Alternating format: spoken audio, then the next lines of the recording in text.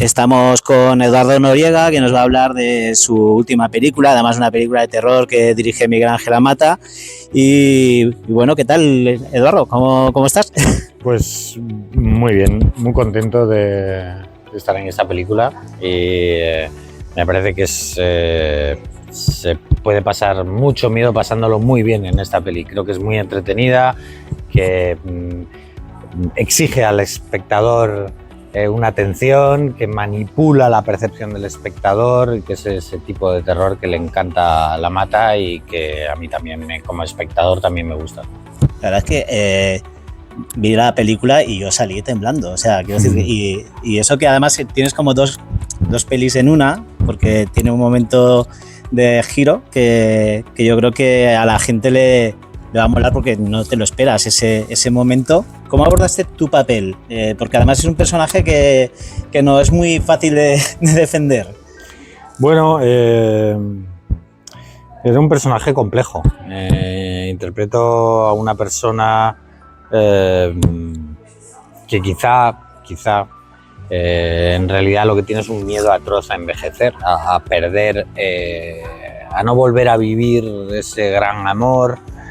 Y entonces lo pillamos en una época donde está muy sobrado, saltando de flor en flor, pasando un poco olímpicamente de todo el mundo, seguramente por desamor, seguramente porque en realidad él quería a su mujer de la cual se ha separado y no termina de superar esto, ¿no? Y nos encontramos con alguien egoísta, en principio poco empático, con el sufrimiento de los demás, y no era fácil de defender un personaje así, porque al mismo tiempo tienes que hacer a un personaje, bueno, contradictorio, complejo, con defectos, pero también con virtudes, para que el público pueda identificarse con él, porque si solo haces un cabrón, pues el público se distancia automáticamente de él. Y creo que ese también era uno de los objetivos de Amata, ¿no? De no hacer solo buenos y malos. Y La Ahorcada, que en principio es una tía que se venga, pues también es una mujer dolida y una mujer que que le han hecho mucho daño y no es capaz de asimilar ese dolor, no es capaz y convierte su amor en obsesión, y esto es un desastre principalmente para ella y luego para todos los demás, ¿no? Tu personaje además arrastra todo el pasado de la historia. ¿Cómo trabajaste esa carga sin explicarla todo el tiempo?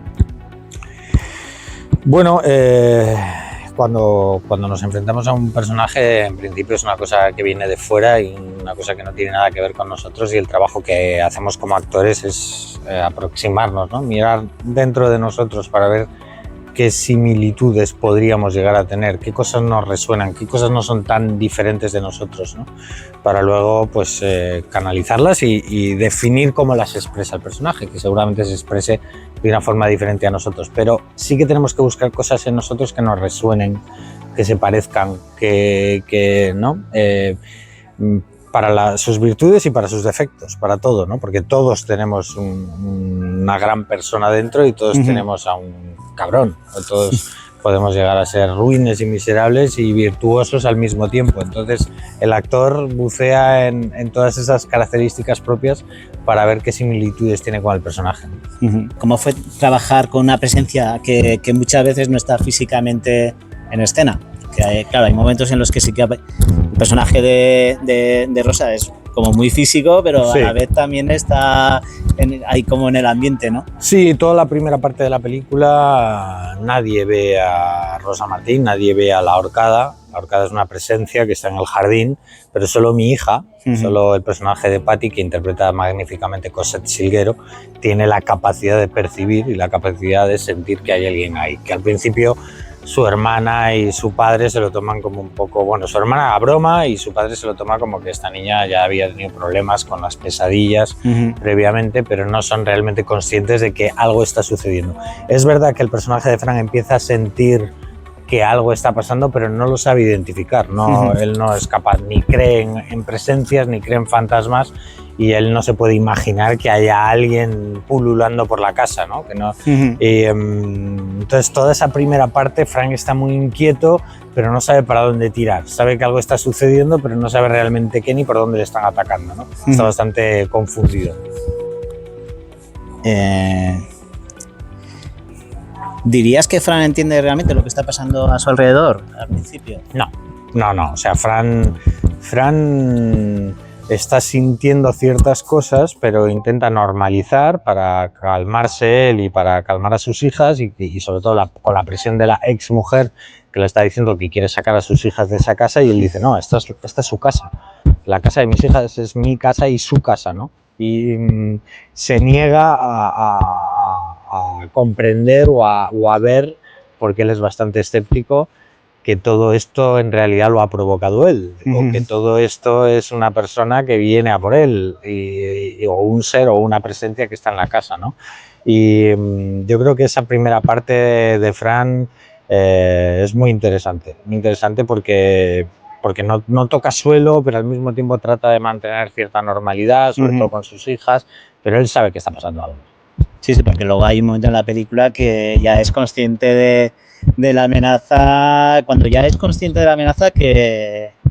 Claro, realmente Fran, el pobre Fran, va a tardar mucho en realmente saber qué está sucediendo. No sé si alguna vez llega a enterarse, fíjate, de qué es lo que ha sucedido con su vida. Porque la venganza de la ahorcada es lenta, pero potente y dolorosa y va haciendo daño. Y bueno, no vamos a desvelar el final, no pero Fran, yo no sé hasta qué punto en algún momento se da cuenta realmente de lo que ha sucedido. ¿Qué tiene esta historia que la diferencia de otros trailers o películas de terror para los espectadores que no han visto la peli? Bueno, yo creo que es una película muy interesante para el espectador, no solo a los amantes del género, por supuesto, porque los amantes del género tienen elementos clásicos que la definen, como la casa encantada, o como la niña que percibe, o como el fantasma que no termina de irse y amenaza a los habitantes de la casa, sino que además es una película que habla de amor o de desamor, del amor malentendido que acaba convirtiéndose en obsesión y al final es autodestructivo y destructor. En fin, habla de otros temas en clave de terror y yo creo que además, como he comentado antes, igual que hay un personaje en la película que es capaz de intervenir y manipular los sueños de los demás, la película juega también con la mente del espectador y eso la hace, creo que la hace una película muy completa y nada decepcionante. Creo que es muy entretenida y que funciona muy bien para el espectador.